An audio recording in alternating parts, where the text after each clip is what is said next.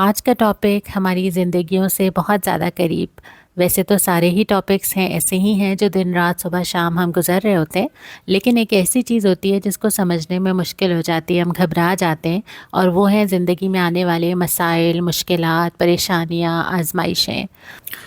قرآن حکیم اٹھانے پہ ہمیں پتہ چلتا ہے کہ ایمان لانے کے بعد اس کا حصہ ہے کہ اللہ تعالی ہمیں چیک کریں، آزمائیں، دیکھیں کہ واقعتاً ہم جو اپنی زبان سے کلمات ادا کرتے ہیں ہم اس میں کتنے سچے ہیں۔ سورہ عنکبوت میں فرمایا، کیا لوگوں نے سمجھ لیا ہے کہ بس اتنا کہنے پہ چھوڑ دیے جائیں گے کہ ہم ایمان لائیں اور ان کو آزمایا نہ جائے گا؟ تو لا الہ الا اللہ محمد رسول اللہ کہنے کے بعد فوراً ہی ایک ایگزام شروع ہو جاتا ہے جس کے اندر ہم سب کو مختلف طریقوں سے آزمایا جاتا ہے۔ یہ وہ چیزیں ہوتی ہیں جن کی ہم ایکسپیکٹیشن نہیں لگا کے بیٹھے ہوتے، ہم حیران ہو جاتے ہیں، پریشان ہو جاتے ہیں کہ یہ کیسے ہو رہی ہیں چیزیں، یہ تو ہم نے سوچی بھی نہیں تھی، یہ تو ہماری پلاننگ میں بھی نہیں تھی، یہ تو ہم نے زندگی میں سوچا ہی نہیں تھا کہ ان چیزوں سے گزرنا پڑے گا۔ یہ ساری چیزیں آتی ہیں جن کے بارے میں قرآن نے مختلف الفاظ استعمال کیے ہیں، کہیں اس کو فتنہ کہا گیا، کہیں اس کو بلا کہا گیا، کہیں اس کو امتحان، آزمائش کا لفظ استعمال کیا گیا، اور یہ بھی ساتھ ساتھ بتا دیا گیا کہ یہ آزمائشیں ہر ایک کے لیے آتی ہیں۔ ہم ضرور تم لوگوں کو آزمائیں گے کہ تمہارے حالات کی جانچ کریں، ہم دیکھیں کہ تم میں مجاہد اور ثابت قدم کون ہیں، تاکہ پتہ چل جائے کہ کون کتنے پانی میں ہے۔ اس کے ساتھ ساتھ یہ آزمائشیں ہمارے ساتھ ساتھ ہر دور میں تمام ہی افراد کے ساتھ رہیں، خواہ وہ انبیاء ہوں، صحابہ ہوں، ہر درجے کے مسلمانوں نے ان آزمائشوں سے گزر کے اپنے ایمان کا ثبوت دیا۔ حضرت سعد روایت کرتے ہیں کہ میں نے عرض کیا، یا رسول اللہ صلی اللہ علیہ وسلم، لوگوں میں سب سے زیادہ سخت آزمائش کس کی ہوتی ہے؟ آپ نے فرمایا، انبیاء کی، پھر درجہ بر درجہ مقربین کی۔ آدمی کی آزمائش اس کے دینی مقام کے مطابق ہوتی ہے۔ دین میں مضبوط ہو تو سخت آزمائش ہوتی ہے، دین میں کمزور ہو تو حسب دین آزمائش کی جاتی ہے۔ بندے کے ساتھ یہ آزمائشیں ہمیشہ رہتی ہیں، یہاں تک کہ وہ زمین پہ ایسے چلتا ہے کہ اس پر کوئی گناہ نہیں ہوتا۔ تو مختلف آزمائشوں کے ذریعے اللہ تعالی ہمیں بار بار یہ دیکھنا چاہتا ہے، اور بہت ساری چیزیں آزمائشیں ہمارے اندر پیدا کرتی ہیں۔ ایک تو یہ آزمائشیں اس لیے بھی آتی ہیں کہ جو ہم سے گناہ ہو جاتے ہیں وہ گناہ اللہ تعالیٰ دنیا میں ہی جھاڑ دے۔ اور ایک حدیث میں یہ بھی ذکر تھا، مفہوم آپ کے سامنے رکھ رہی ہوں، کہ جب بندہ دیکھے گا نا کہ اتنے آزمائشوں کی وجہ سے درجات بلند ہو رہے ہیں تو وہ چاہے گا کہ کاش میرے ساتھ دنیا میں اور بہت کچھ ہو جاتا۔ تو آپ صلی اللہ علیہ وسلم نے فرمایا کہ کوئی مسلمان کو کوئی بھی دکھ، تکلیف، رنج، غم، صدمہ پہنچے، یہاں تک کہ کانٹا بھی چبھے، تو ہر دکھ کے بدلے اللہ تعالیٰ اس کے گناہ مٹا دیتا ہے۔ تو یہ آزمائشیں اس لیے بھی آتی ہیں کہ اللہ تعالیٰ ہمیں صاف کرنا چاہتا ہے، اور اللہ تعالیٰ چاہتا ہے کہ ہم وہ گناہ لے کے اس کے پاس نہ آئیں۔ آزمائشوں کا ایک مقصد یہ بھی ہوتا ہے کہ بندہ اپنے رب کو پکارے۔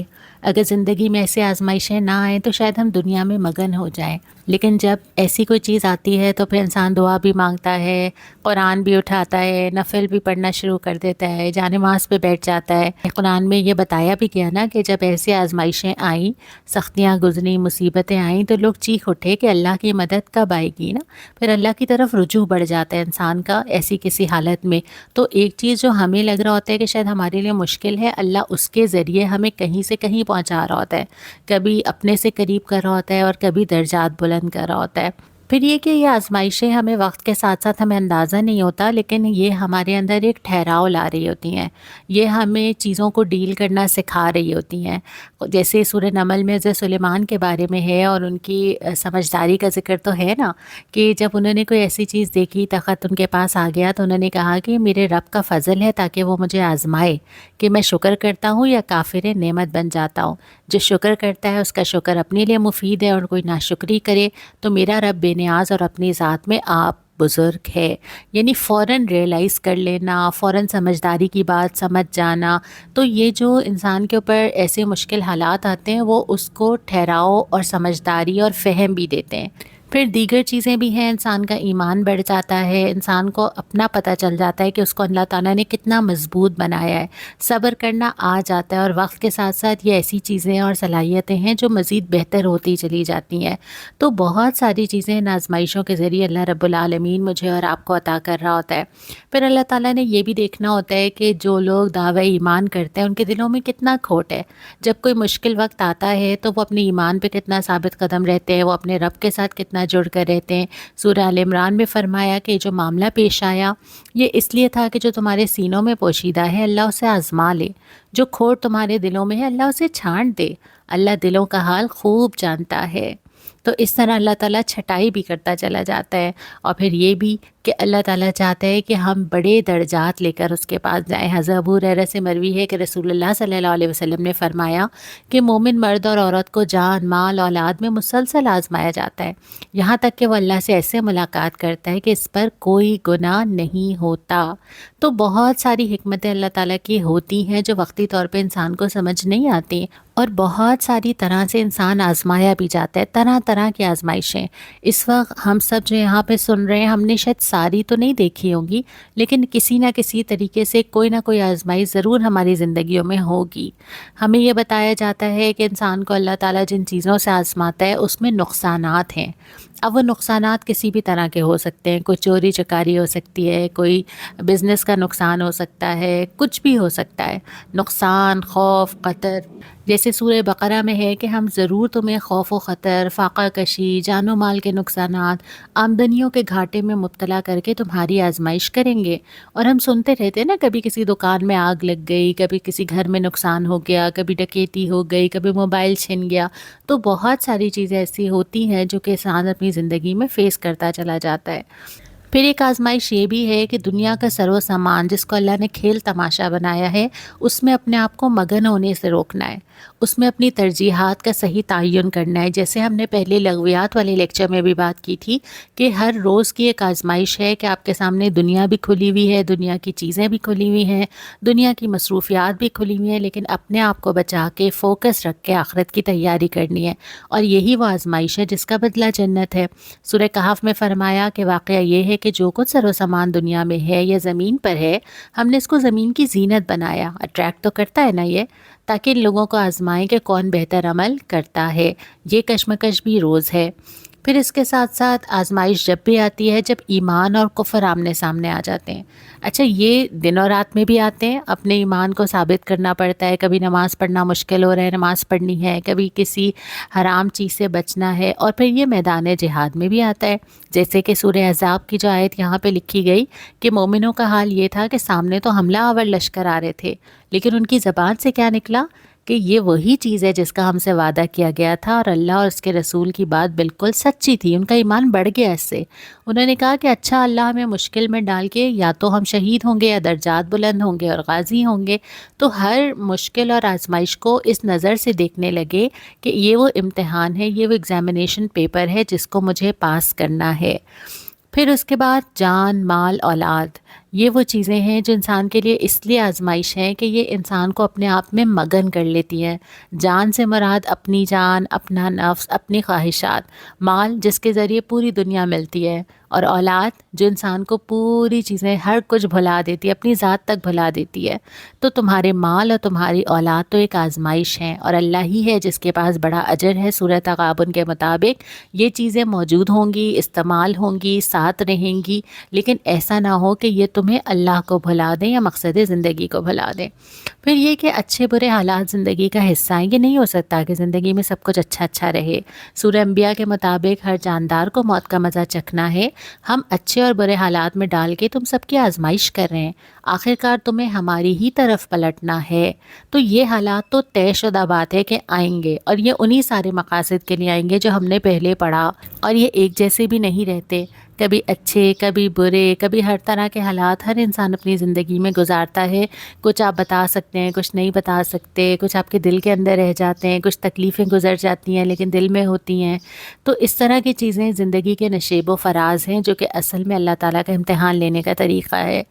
پھر یہ کہ رزق کے ذریعے بھی آزمائے جاتے ہیں۔ سورہ فجر کے مطابق اس کا رب اس کو آزمائش میں ڈالتا ہے اور رزق تنگ کر دیتا ہے، اور اس کی مختلف شکلیں ہو سکتی ہیں۔ جو ہم نے پہلے پڑھا سورہ بقرہ کی آیت میں تھا کہ آمدنیوں کا گھاٹا، اور پھر اس کے علاوہ ہم نے قحط کی شکل میں پڑھا، مہنگائی بھی اس کی ایک شکل ہو سکتی ہے، جاب لیس ہونا بھی اس کی ایک شکل ہو سکتی ہے۔ تو رزق کی تنگی اللہ کی طرف سے ایک اور آزمائش ہے۔ ایک اور آزمائش جو زندگی میں آتی ہے وہ بیماری کی شکل میں آتی ہے۔ بیماری ہے، موت ہے، کسی پیارے کا اللہ تعالیٰ کے پاس چلے جانا ہے، اور وہ غم بندے کا دل میں چھپانا۔ تو یہ ساری چیزیں بھی اللہ تعالیٰ کی طرف سے درجات بھی بلند کرتی ہیں۔ آپ صلی اللہ علیہ وسلم نے فرمایا جب آپ کو بخار تھا، جس مومن کو جو تکلیف پہنچتی ہے تو جیسے درخت کے پتے جھڑتے ہیں ایسے اللہ اس کے گناہ جھاڑتا ہے۔ تو یہ بیماری انبیاء کی بھی ہم نے دیکھا، حضرت ایوب علیہ السلام کو بھی اللہ تعالیٰ نے جو ہے بیماری میں مبتلا کیا، آپ صلی اللہ علیہ وسلم کی زندگی میں بھی ہم دیکھتے ہیں۔ تو بیماری ہونا، بیمار ہو جانا، یہ بھی گناہ جھاڑنے کا سبب ہے، لیکن کسی کے لیے یہ کم درجے کی ہو سکتی ہے، کسی کے لیے زیادہ درجے کی ہو سکتی ہے، کسی قریبی کی موت اچانک بھی ہو سکتی ہے، غیر متوقع تو نہیں کہہ سکتے آپ موت کو، لیکن یہ کہ آپ ذہنی طور پہ تیار نہ ہوں یا کوئی تکلیف دہ ایسی یادیں بھی ہو سکتی ہیں، تو یہ بھی اللہ تعالیٰ کی طرف سے آزمائشیں ہیں۔ پھر اللہ تعالیٰ کی طرف سے ایک اور آزمائش وہ نعمتیں اور صلاحیتیں جو اللہ تعالیٰ نے انسان کو دی ہیں۔ سورہ زمر کے مطابق انسان کو ہم نعمت دیتے ہیں تو وہ کہتا ہے تو میرے علم کی وجہ سے دیا گیا ہے، نہیں، بلکہ یہ آزمائش ہے۔ جو بھی انسان کے اندر صلاحیتیں ہیں یا اللہ نے اس کو جو نعمتیں دی ہیں، ان نعمتوں میں کپڑا ہے، چھت ہے، گھر ہے، آسانیاں ہیں زندگی کی بہت ساری، جو اللہ تعالیٰ نے کن کن نعمتوں کو ہم کاؤنٹ کر سکتے ہیں۔ ہمارے چلتے ہوئے ہاتھ ہیں، آنکھیں ہیں، پاؤں ہیں، سوچنے سمجھنے کی صلاحیت ہے، ڈھیروں نعمتیں اللہ تعالیٰ کی ایسی ہیں کہ ہم شمار نہیں کر سکتے۔ تو ہر نعمت جو اللہ تعالیٰ نے بندے کو دی ہے وہ اس کے لیے ایک حجت بن سکتی ہے اگر اس نے صحیح استعمال نہ کیا یا اس کا غلط استعمال کیا۔ تو یہ نعمتیں اور صلاحیتیں جو اللہ نے دی ہیں وہ اللہ کی امانت ہیں، اور یہ بھی ہر وقت کی آزمائش ہے اور امتحان ہے کہ بندہ اس کو کیسے استعمال کرتا ہے۔ اب یہ جو آزمائشیں ہیں، ایک گمان ذہن میں آتا ہے نا کہ کیا یہ سزا ہے ہمارے لیے، اور کبھی کبھی لوگ بھی اس طرح کے کمنٹ کر دیتے ہیں۔ ہر آزمائش اللہ تعالیٰ نے اس کو تربیت کا، رحمت کا یا ترقی کا ذریعہ بنایا ہے۔ اگر یہ کبھی تنبیہ اور سزا کے لیے بھی ہونا تو وہ صرف اس لیے ہوتی ہیں کہ اللہ تعالیٰ اپنے بندے کو اپنی طرف لانا چاہتا ہے، الا یہ کہ کوئی قوم بہت ہی اللہ سے باغی ہو جائے اور اللہ اس کو عذاب دے دے۔ اللہ تعالیٰ مومنوں کو ان ساری آزمائشوں کے ذریعے، اگر وہ کبھی غلطی پر بھی ہوتے ہیں، گناہ پر بھی ہوتے ہیں، تو آزمائشوں کا مطلب تو یہی ہوتا ہے نا کہ اللہ اس کو ایک اور موقع دے رہا ہے کہ وہ اپنے رب کی طرف پلٹے۔ تو ہر آزمائش کو خیر بنایا جا سکتا ہے، اللہ کی طرف پلٹ کے، خود کو سنوار کے، صبر کر کے، شکر کر کے۔ اگر بندہ خود نافرمانی کرنے لگے، سرکشی کرنے لگے، تب کہہ سکتے ہیں کہ یہ آزمائش ایک عذاب بن سکتی ہے، لیکن انسان کا رویہ ہر سچویشن میں خیر نکال سکتا ہے۔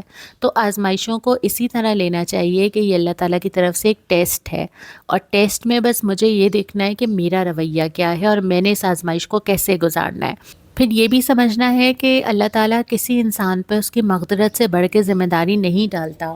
لا یکلف اللہ نفسا الا وسعها۔ تو کبھی کبھی ہمیں اپنی مقدرت کا اندازہ نہیں ہوتا نا۔ بہت چھوٹی سی مثال ہے، جب ہم چھوٹے ہوتے ہیں، ٹین ایجرز ہوتے ہیں، تو ہمیں لگتا ہے کہ نہیں، میں جاگ نہیں سکتی، میں یہ نہیں کر سکتی، میں لوگوں سے ڈیل نہیں کر سکتی، اور جیسے جیسے لائف آگے بڑھتی چلی جاتی ہے آپ وہ ساری چیزیں کر رہے ہوتے ہیں جو آپ نے کبھی سوچا نہیں ہوتا۔ آپ گھر میں اگر ایک چھوٹی دعوت کرتے ہیں، آپ کو لگتا ہے بڑی دعوت نہیں کر سکتے، آپ ایک دفعہ کرتے ہیں تو آپ خود حیران ہو جاتے ہیں کہ اچھا اتنا پوٹینشیل تھا میرے اندر۔ تو ایسے ہی انسان کے اندر بہت پوٹینشیل ہوتا ہے، انسان کے اندر برداشت کا بھی، صبر کا بھی اللہ تعالیٰ نے رکھا ہے، اور یہ اللہ تعالیٰ کا وعدہ ہے کہ وہ اس سے زیادہ ہمیں نہیں ذمہ داری ڈالے گا، بوجھ نہیں ڈالے گا، ہم نے خود اس کو ڈسکور نہیں کیا ہوتا۔ تو یہ جو آزمائشیں آتی ہیں یہ ہمیں یہ بھی بتاتی ہیں کہ ہمارے اندر کتنی طاقت اللہ تعالیٰ نے رکھی ہے۔